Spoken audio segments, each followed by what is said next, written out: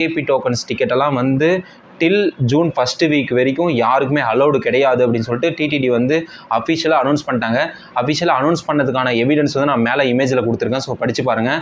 So அந்தளவுக்கு பீப்புள்ஸை வந்து TTD அதாவது திருமல திருப்பதி தேவஸ்தானம் வந்து புரிஞ்சிக்கிட்டு மக்களுடைய கஷ்டம் வந்து அதிகமாகவே இருக்குது. தரிசனத்துக்கு வந்து 20லேருந்து 24 மணி நேரம் ஆகுது சர்வ தரிசனத்துக்கு அப்படின்ட்டு அவங்க புரிஞ்சிக்கிட்டு இந்த விஐபி டோக்கன்ஸ் டிக்கெட்டை வந்து அவாய்ட் பண்ணியிருக்காங்க டில் ஜூன் ஃபஸ்ட் வீக் வரைக்கும். ஸோ ஓகேங்களா.